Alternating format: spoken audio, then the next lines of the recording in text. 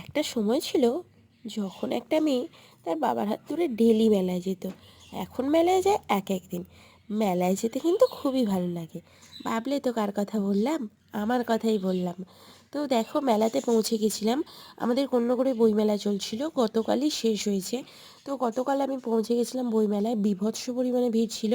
তো বইমেলায় গিয়েই আমি প্রথমেই গেছিলাম এই শাড়ির দোকানে। শাড়ির দোকান না, অ্যাকচুয়ালি ক্লাব ঘরে গিয়েছিলাম।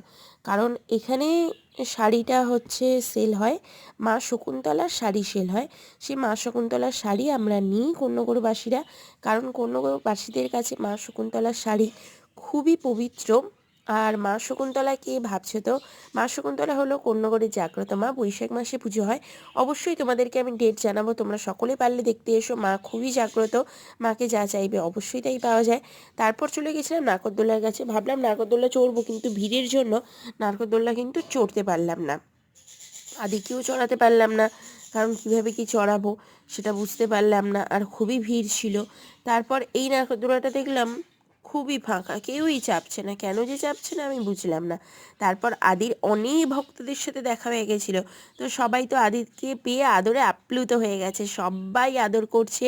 সবাই আদিকে ক্যান্ডি খাওয়ার জন্য পয়সা দিল, তারপর নাগরদোলা চড়ার জন্য পয়সা দিল। আদিকে সবাই অনেক অনেক অনেক ভালোবাসছে। তারপর অনেকেই সাবস্ক্রাইবও করলো চ্যানেল।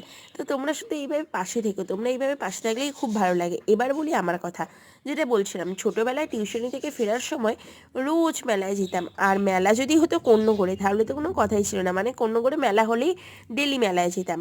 কিন্তু এখন দেখো, বড় হওয়ার সাথে সাথে সবাই ভাবতাম যে বড় হলেই ভালো থাকবো, কিন্তু বড় হওয়ার সাথে সাথে এখন যেন সব কিছুই আলাদা হয়ে গেছে, সব কিছুই পাল্টে গেছে।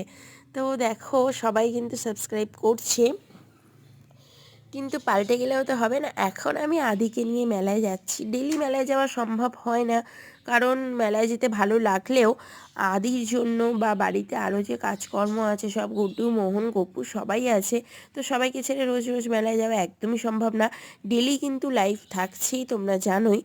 আর কিছু কিছু কাজের জন্য এক একদিন অফ যাচ্ছে, কিন্তু ডেলি লাইভ নর্মালি থাকছি। এবার থেকে চেষ্টা করব মিনি ভ্লগটাও দেওয়ার জন্য। এটা ফার্স্ট মিনি ভ্লগ আমার। আর তারপর দেখো, বড় ভিডিও থাকছে। গায়ক এসেছিলেন, তো গাইছিলেন খুব সুন্দর গান, তার জন্য আদিও একটু নেচে নিচ্ছিল। কোন গায়ক আমি জানি না, কিন্তু অনেক ভিড় ছিল। তোমাদের সকলেকে কেমন লাগছে অবশ্যই জানাবে। আর এরকম মিনি ভ্লগ যদি চাও, তাহলেও সেটাও অবশ্যই জানাবে। রাধে রাধে, হরে কৃষ্ণ, জয় শ্রীকৃষ্ণ, রাধে রাধে।